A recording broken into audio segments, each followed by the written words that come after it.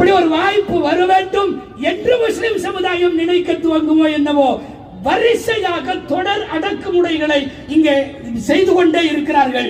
நான் முடிவுக்கு வருகிறேன். அன்பானவர்களே, நீங்கள் இஸ்லாத்தின் மீதும் அதன் சட்டங்களின் மீதும் கை வைத்தால் நீங்கள் முஸ்லிம்களின் மீது போர் தொடுக்கிறீர்கள் என்ற அர்த்தம். நாங்கள் இந்திய அரசின் சொத்து கேட்கவில்லை, உங்களுடைய பாட்டன் அப்பன் வீட்டு சொத்தையும் கேட்கவில்லை. எங்களின் மூதாதையர்கள் எங்களுக்கு எழுதி வைத்த வக்குஃபை, எங்களின் பள்ளிவாசலை, எங்களின் மதரசாக்களை நாங்கள் மீட்காமல் விட மாட்டோம். நாளைய தினத்திலே இருந்து எங்களுக்கு பிறக்கிற பிச்சு குழந்தைகளின் காதிலே பாங்கு சொல்லுவதோடு இந்த இடமெல்லாம் நம்மளோட இடம் தான் சொல்லி கொடுத்தவர்களை உருவாக்குவோம்.